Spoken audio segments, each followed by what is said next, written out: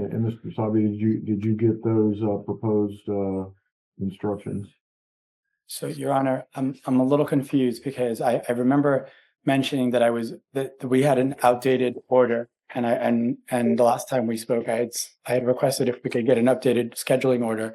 And if they're saying they were out of compliance and they just sent me something last night, what I got, as soon as I was able to see it, I responded immediately and objected to all of it, and I responded with my own proposal. And I had not heard back from opposing counsel. Okay, well, I'll give everybody a week to get their proposals into the court, instructions, verdict form, and pretrial statements. Your Honor, if I may, I also only minutes ago received the plaintiff's proposed jury instructions, and I haven't had an opportunity to review and respond to those either. And my preliminary review indicates that the submission contains numerous apparent copy and paste errors. It identifies unrelated. So that's why I'm giving everybody a week to submit. So you can do them whole cloth if you want to. That's up to you. But I'll give everybody a week to get those submitted to the court. Not a problem. All right, what else do we need to talk about in this case? Your Honor, I did want to alert the court. I may not be the lawyer who I have a federal case, Haynes versus Deloach. Viker is also, I'll make the disclosure. I don't know if she'll be on it this one or not. She's also on my campaign committee, but again, I'm gonna call balls and strikes. That's my job. That's the oath of office I've taken, is to call balls and strikes. So I did see your notice regarding that. So we'll take up again. It looks like there won't be a conflict to the extent that there's inability to try the case. It's just which attorney from your firm tries. Yes, sir. And I'll leave that up to you guys on how you do your personnel management, obviously, because it looks like this case is number one on the docket. So we need to be prepared to go forward in this case. We will judge whether it's me or whether it's Ms. Viker, but Ms. Myers will also be there, but we'll be ready. All right, Mr. Basabe, go ahead. Thank you, Your Honor. I have some concerns regarding the trial preparation. On May 29th, the plaintiff served an expanded witness list identifying approximately 40 individuals, plus rebuttal witnesses, plus record custodians and other catch-all categories. And the list includes legislators, legislative staff, investigators, ethics personnel, media figures, therapists, and many individuals identified as having knowledge of significant allegations in the case. And my concern is not just the number of witnesses. The list seems to have quadrupled.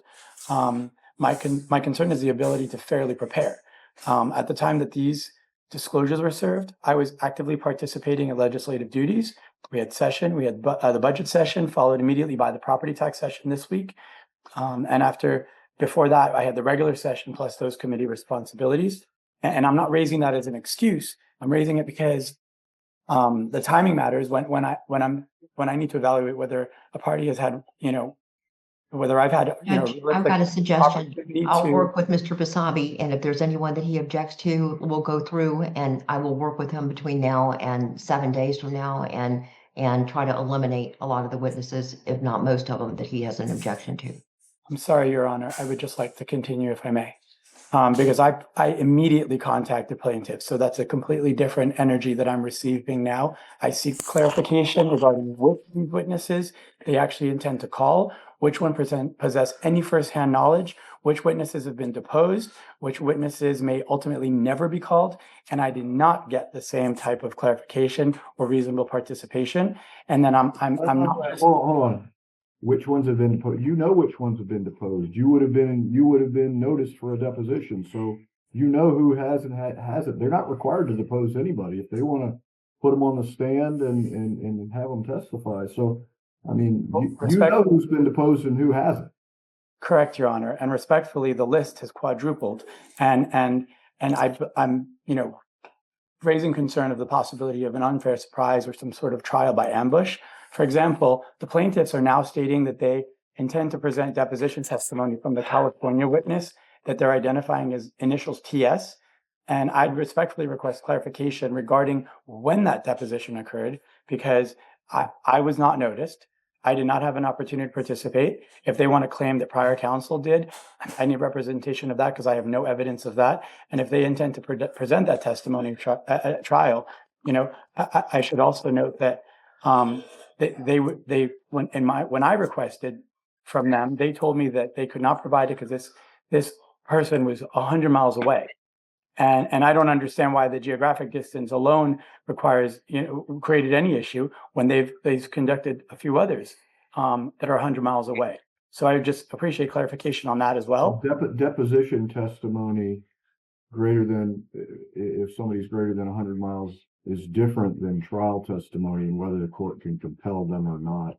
There's an interstate compact regarding deposition testimony that you can that one can domesticate in another state to allow them to be deposed near their home where they are, or home or wherever they are.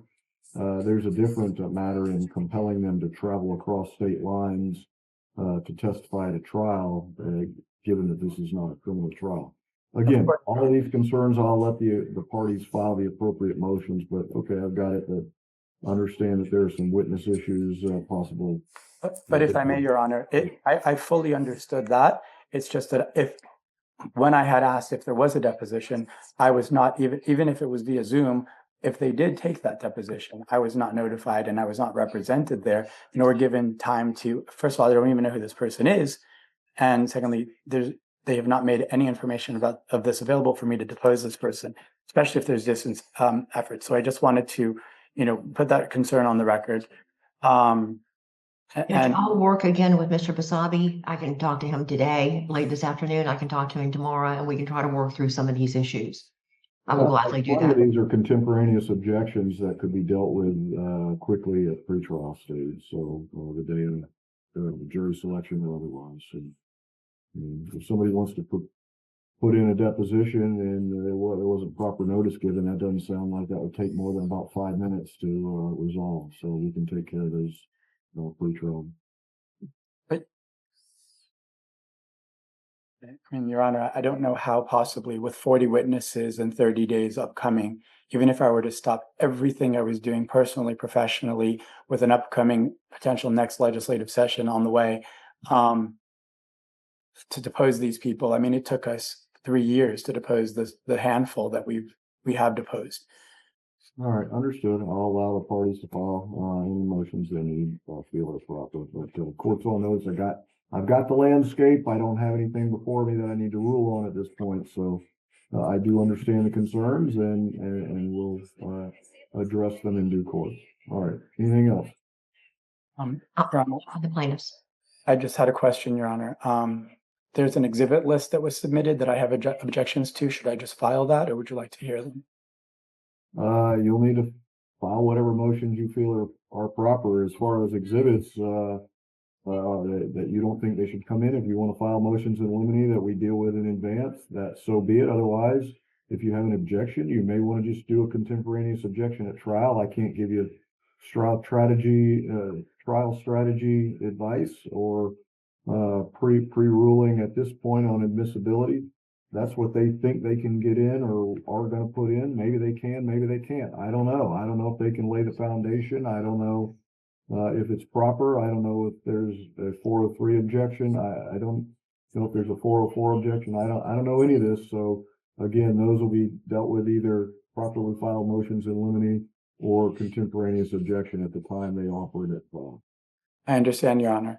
Would it be possible for me to ask you if you could ask that the plaintiffs, at least while they're giving a vague reference that they will work with me, what I'm trying to get to, and if the judge could maybe ask them if this is something they could do, is I'm trying to understand, in the interest of time and being prepared, which witnesses they genuinely intend to call in their case.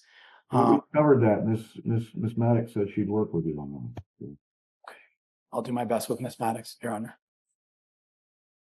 But folks, this is why, and again, I'll go back to Judge Sherstrom's order. This is why the parties are supposed to meet 30 days before the pretrial conference to discuss all these matters. But understand we've got some issues.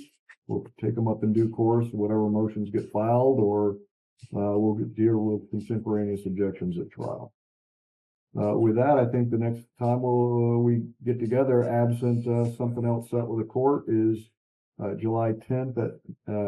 We'll get together at 8:30. I know it's Lauren says 9. I like to get together at 8:30, just so that we're ready to bring the jury in at 9. But 8:30 a.m. on the 10th.